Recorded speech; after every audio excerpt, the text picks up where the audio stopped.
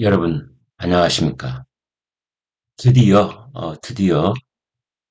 윤석열 대통령과 이재명 더불어민주당 대표가 이제 만납니다. 월요일 오후 2시 서울 용산에 있는 대통령실에서 만납니다. 각각 3명의 배석자를 두니까 윤 대통령과 이 대표 그리고 3명씩의 배석자 모두 8명이 이제 마주 앉게 됩니다. 정말 심상치 않게 돌아가는 국제 정세에는 물론 이러니와 지금 고금리, 고물가, 국민적 그 민생고를 생각할 때, 그리고 총선 이후에 지금 여야의 그 거의 뭐 극한에 달하고 있는 대치 상황 등을 또 고려할 때, 이번에 그 두 사람의 만남은 정말 절대절명의 순간을 넘기는 그런 분수령이 될 수 있습니다. 그 회담을 앞두고 몇 가지 당부의 말씀을 간곡하게 드리고자 합니다. 의제에 제한이 없다. 이렇게 되어 있습니다. 자유롭게 얘기를 하자. 이제 그런 취지인 셈이지요. 그래서 서로 특별하게 약속된 그런 말의 내용, 토론의 안건 뭐 이런 것은 없기로 했다. 뭐 이렇게 지금 알려져 있습니다. 그러나 이 두 사람은 뭐 이런저런 행사장에서 잠깐 스치는 거 말고 그리고 대통령 선거 때 후보 토론 과정에서 서로 잠깐 만났을 때 말고는 윤석열 대통령 당선 이후 2년 만에 처음으로 만나는 그런 자리가 되겠습니다. 월요일 오후 2시에 오후 이제 회담은 윤석열 대통령과 이재명 대표 모두 발언을 하고 이제 거기까지가 포토 세션 공개 상황이라고 보면 되겠습니다. 그리고 이후에는 바로 비공개로 진행이 됩니다. 지금 예정으로는 뭐 1시간쯤 하기로 했다고 하지만 대화 상황에 따라서 제한을 두지 않고 얼마든지 연장할 수 있다. 지금 이렇게 돼 있습니다. 그래서 제가 드리는 당부의 말씀 첫 번째는 이제 이런 겁니다. 절대적으로 회담 이후를 생각하라. 회담이 끝나고 난 뒤, 그러니까 윤 대통령과 이 대표가 대화를 마치고 헤어지고 난 뒤에 어떤 일이 벌어질까 그 점을 꼭 명심하고 상기하면서 회담을 준비하고 진행하기 바랍니다. 회담이 끝난 뒤 특히 민주당 쪽에 부탁합니다. 거짓말을 한다든지 과장을 한다든지 그러면은 절대 안 됩니다. 이 자리에 참석하게 되는 4사람, 이재명 대표와 당 지도부 사람들, 그렇게 4명은 물론 이련이와 이제 이 사람들이 회담 이후에 당으로 돌아가서 만나는 이런저런 사람들이, 그러니까 회담 현장에 있지 않은 그런 사람들이 전해 들었다는 형식으로 이런저런 말을 퍼뜨릴 가능성이 매우 높습니다. 그렇게 되면 절대 끝날 수 없는 진실 공방이 휘몰아칠 겁니다. 왜냐하면 이번 만남은 10중 8구 녹음을 하지 않을 것이 거의 확실합니다. 녹음을 하지 않으면 녹취록도 없습니다. 그런 상황 속에서 어떤 일방이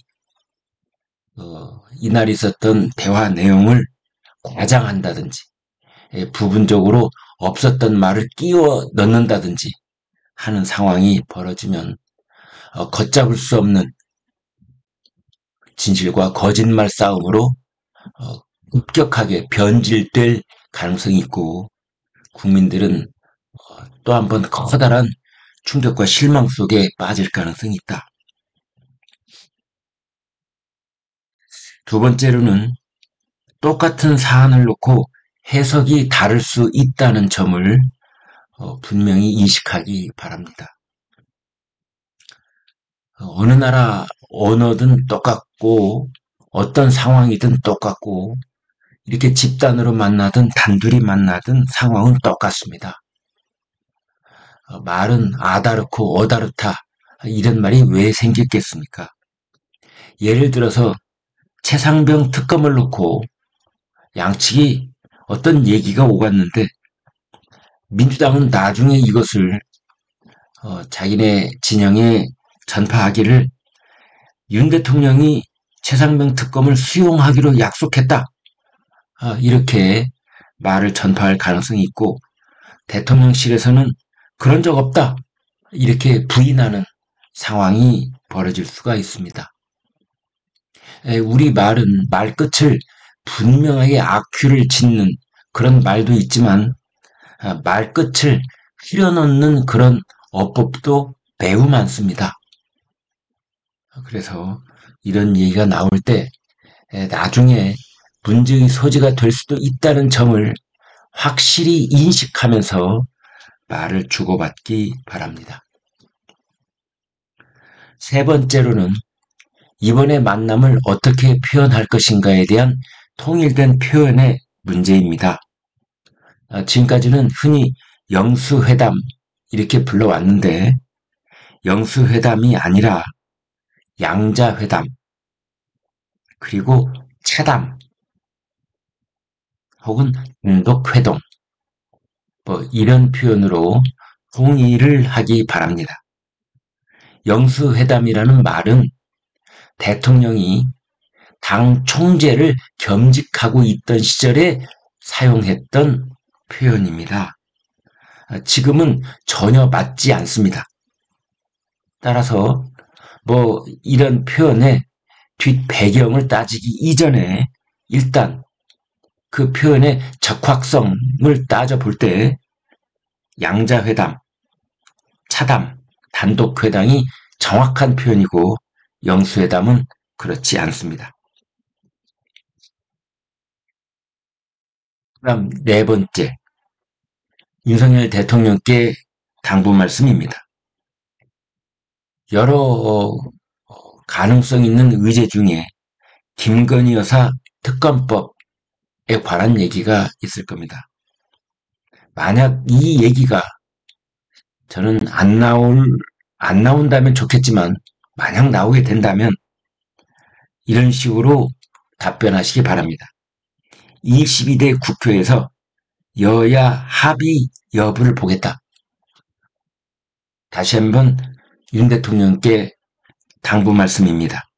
김건희 여사 특검에 관한 얘기가 만에 하나 의제 테이블에 오르거든 22대 국회에서 여야 합의 여부를 보겠다. 이 말에서 한 글자도 더하거나 빼지 마시고 그 뉘앙스로 말씀하시기를 당부드립니다. 이 문제는 매우 폭발적 위험성이 큰 말이기 때문에 이 김건희 여사 특검에 관한 이날의 만남에서 오간 얘기에 대한 그 해석을 둘러싸고 향후 전국을 얼어붙게 만들 가능성이 있기 때문입니다. 그래서 그 점은 분명하게 말씀을 하시되 그러나 22대 여야 합의 이 상황을 분명하게 그러한 앞으로의 전개에 대한 대통령의 입장을 분명하게 말씀하시기 바랍니다. 그 다음에 다섯 번째, 배석자 없이 윤 대통령과 이재명 대표가 독대하게 될 가능성입니다. 대개 이런 만남에서는 마치 그 만남의 중요도를 높이는 과정 속에 독대가 꼭 있어야 되는 것처럼 그렇게 독대 가능성이 있을 수가 있습니다. 특히 독대의 가능성은 이재명 대표 쪽에서 요구할 가능성이 있는데요. 윤석열 대통령께 당부 말씀드리는데 가급적 안 하는 것이 좋다. 저는 그렇게 봅니다. 이재명 대표가 끝까지 고집을 하면 대선적 차원에서 독대의 시간을 짧게 가질 수는 있습니다만 독대는 안 하는 것이 좋다. 왜냐하면 독대 과정 속에서 무슨 이야기를 나눴느냐가 또 언론의 초미의 관심이 될 가능성이 매우 높고 독대 과정 속에 주고받았을 가능성이 있는 이야기에 대해서 아마 백인이 100가지 말을 퍼뜨릴 가능성이 있기 때문입니다. 그리고 독대 과정 속에서 혹여라도 이재명 대표의 사법 리스크에 관한 얘기가 오갔다라는 소문이라도 퍼지면 그것은 윤 대통령과 용산 대통령실에 하등 좋을 게 없다. 저는 그렇게 봅니다. 그 다음에 이제 양측이 회담이 끝난 뒤 공동 합의문을 내기로 했다. 지금 그렇게 전해지고 있는데요. 공동 합의문, 구체적인 표현은 피하고 추상적이고 일반적인 내용을 담기 바랍니다. 예를 들어서 그 여야정 국정협의체를 정례화하자. 이런 이야기는 충분히 담을 수 있습니다. 그런데 여야정 국정협의체를 적극 검토한다. 이 정도 얘기에서 끝내고 몇 달에 한 번 할 것인지 또 양측이 원할 경우에 필요하면 하게 할 것인지 등등에 관해서는 실무회담으로 넘기는 것이 좋다. 이런 말씀 드리겠습니다. 그 다음에 이제 마지막으로 이날 나누는 대화 중에 이재명 대표한테 부탁드립니다. 포퓰리즘은 안 됩니다. 대통령한테 건의했다. 라는 내용 중에 돈 풀기를 전제로 한 그런 의제는 정말 간곡하게 부탁을 드리는데 자제해 주기 바랍니다. 가령 1인당 25만 원을 지급하기 위한 추가 경정 예산 편성 문제를 대통령한테 강력하게 건의드렸다. 이런 식의 발표를 남기지 않기를 바랍니다. 그 대신에 윤 대통령과 이재명 대표는 지금의 의료 사태를 해결하는 그러한 논의에 집중하기를 바랍니다. 따라서 특검 25만 원 이런 의제는 잠시 밀어놓고 오로지 의료 사태 해결에만 양측의 의견을 집중한다면 윤 대통령과 이재명 대표, 특히 이재명 대표는 국민들로부터 큰 평가를 받을 것이라고 제가 확신할 수 있습니다. 그러나 25만 원 이야기, 포퓰리즘적 돈풀기 이야기, 그 다음에 여러 특검, 윤 대통령이 당장 대답하기 곤란한 그런 이야기를 물고 늘어지는 그런 양상을 보이면 이재명 대표는 회담 뒤에 국민의 지탄을 받을 가능성이 높다라는 점을 분명히 말씀드립니다. 결론 이겁니다. 흔히 허심탄회하게 이야기를 나누기로 했다. 허심탄회 이런 표현들을 쓰는데요. 이 말도 양측이 다 쓰고 있더군요. 그런데 이 말은 매우 위험한 말입니다. 애매모호한 말입니다. 허심탄회 이 네 글자 믿고 이거 잘못하면 판 깨집니다. 제 말씀은 이런 만남일수록 넘지 말아야 할 선이 분명히 있는 겁니다. 그건 누가 꼭 집어줘야만 느끼는 건 아닐 겁니다. 누구보다도 양측이 잘 알고 있습니다. 서로에게 넘지 말아야 될 선, 서로가 누구보다 잘 알고 있습니다. 따라서 넘지 말아야 될 선을 지켜주기 바랍니다. 저의 오늘 방송의 마지막 문장은 이겁니다. 누가 협치를 하는가? 누가 먼저 협치의 손을 내밀어야 하는가? 협치를 위한 첫 발자국을 떼기 위해서 윤 대통령과 이재명 대표가 오늘 그 협치의 의미를 이루어내기 위해 이제 회담을 준비하고 있고, 월요일 날 온 국민의 관심 속에 드디어 두 사람이 상견례 같은 대면을 하게 되는데, 누가 협치를 하는가? 그렇습니다. 강자가, 약자가 아닌 강자가 협치를 하는 거고, 갑을 관계에서는 을이 아닌 법이 협치를 하는 겁니다. 지금 총선은 야당의 압승으로 끝났고 여야 대치 국면입니다. 누가 봐도 총선 결과에 따른 강자, 약자의 관계를 얘기해 보라면 이재명 대표가 강자 쪽입니다. 따라서 이재명 대표에게 당부합니다. 협치의 주도권을 주기 위해서는 이재명 대표가 그 협치의 모습을 먼저 보여야 된다라는 점을 말씀드립니다. 네, 여러분 고맙습니다.